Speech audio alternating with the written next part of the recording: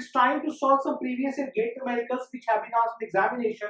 So this question was asked in GATE 2008, right? It was a 2 marks question. So GATE 2008, 2 marks.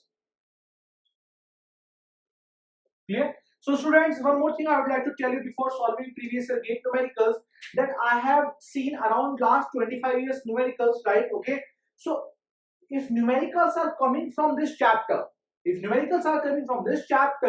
are very straightforward numericals. It means that if you know the formula, you can easily solve the numerical, right? There is no such, you can say, twist is there, right? There is no twist because the race is theory, everything is experimental, there is no derivation, right? Similarly, Thos-likes, everything is experimental, no derivation, right? Although it has been derived by the Laplace equation, we are not going deep in that. That is even not required actually, right? Okay. So you can see that direct formula based questions have been asked. Let us solve this question. It came in 2008, 2 marks. A weir on permeable foundation with downstream sheet pile is shown in figure below. Okay.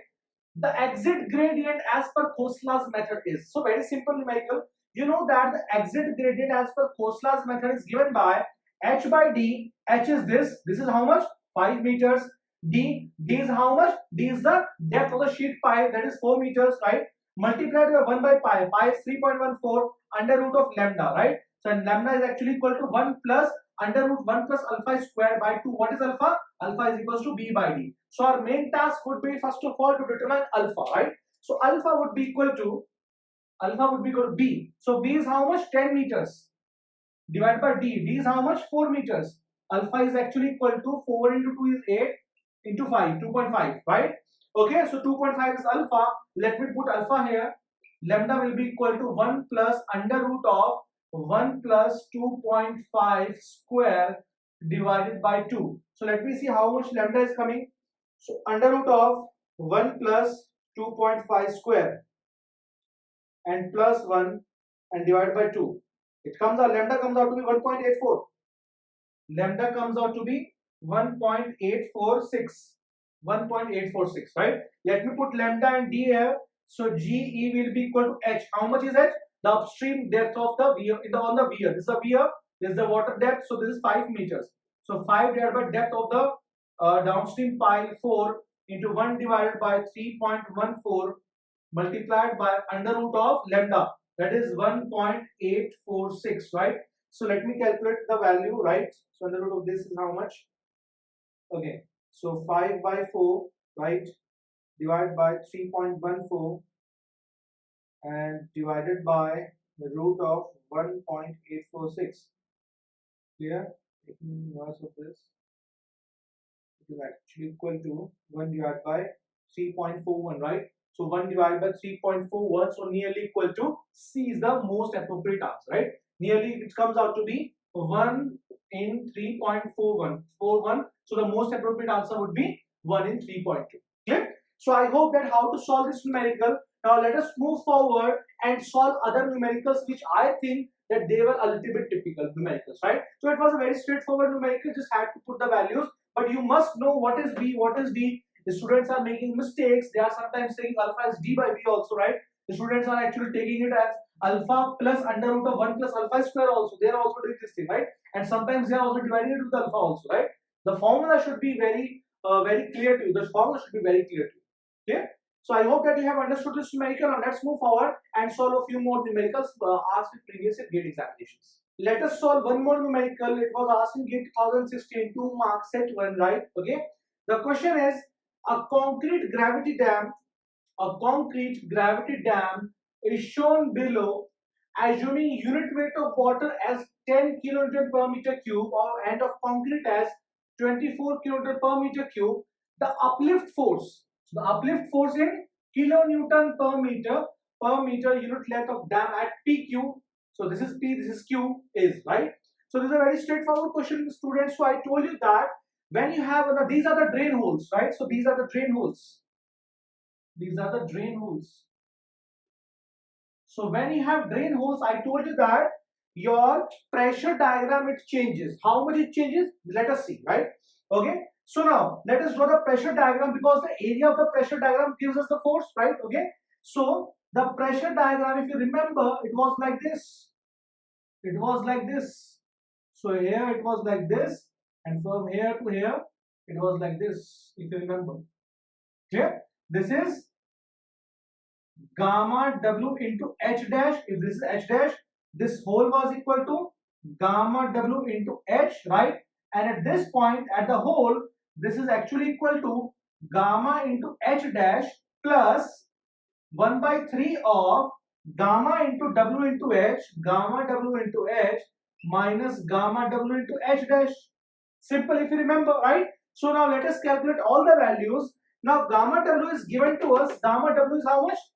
10 kilonewton per meter cube, right? So I can say that 10 kilonewton per meter cube into height. Height is how much? 65, right? So it will be equal to 650. It will be equal to 650 kilonewton per meter square. Here, 650. This is the pressure diagram. Here, it will be equal to 10 into 5, that is 50 kilonewton per meter square. Here, now here at this point, this value will be equal to how much? Gamma into H dash, that is 50, plus 1 by 3 of gamma W into H, that is 650, and minus gamma W into H, that is 50. So it will be 600 divided by 3, 200 plus 50, that is 250. 250 kilonewton per meter square. So this is 250. Clear? So this is 650. This whole is 250. This whole is 250, right? If this whole is 250 and this was 50, so this was 50. So like this. Let me again draw the diagram. So that you don't get confused that we use of the marker. Right? It's a very good question actually. So this is our 650. Right? Then we have some small, right? Then we have here 250, and now from here to here we have some. Here, so this is the actual diagram. This is 50. This is 50. This whole is 650. This whole is 650. Clear? At this point, this is 250. At this point, this value, this actually is 250. The whole value is 250 from this point to this point, right? And this is 50. And this is 50. If this is 50, this will be equal to 200. Now this is correct, right? This is the correct diagram. Now let me rub this. Right? Now let me rub this. I hope that you have got it, how we have got the values, right? And this distance is 10 meters, this is 40 meters. So this distance up to here to drain hole is 10 meters, and from the drain hole to the toe, it is 40 meters. Like this. Clear? Now we have to calculate what we have to call uplift force. We have to calculate. I told you that if you want to calculate force from the pressure diagram, just calculate the area, you will get the force. Simple, right? So force will be equal to how much? So for this you can say this is a first of all this is a rectangle. Now this is, let me draw like this. So this is 250, right? So it will be equal to area of this rectangle plus area of this rectangle plus area of this triangle plus area of this triangle. Simple. So area of this rectangle would be 250 into base, that is 10. The unit would be kilonewton per meter. Yeah, plus the area of this rectangle, this large rectangle, 40 into 50, 40 into 50 kilonewton per meter, plus the area of this triangle. Now this is 650, this is 250. If you subtract from 650, 250, so you will be getting 400. So this is 400 actually. Okay, the area of this triangle would be half into base into height, that is half into 400 into how much is this? 10 meters. 10 meters plus, now what is left? This is okay, this is okay, this is okay. Now this triangle is left. So half into base into height, base is 200. So half into 200 into how much the length is? That is 40. That is 40. Right? So it will be equal to 2500 plus again 2000 plus it will be 210 2000 plus it will be 100 and 4,000, right? It will be 4,000. 4,000. The whole unit is in kilonewton per meter. Kilonewton per meter, right? So it will be equal to 4,500 plus 4,000, 8,500 plus 2,000, that is 10,500 kilonewton per meter is the most appropriate answer. So the answer to this question would be 10,500. So 10,500 would be the answer to this question. Clear? So I hope at 10,500 kilonewton per meter. Clear? So I hope that you have understood this numerical. Now I feel that you will be able to solve every numerical if there is a little bit twist, right? What the GATE professors can do. The GATE professors, they can only twist the language. That's all.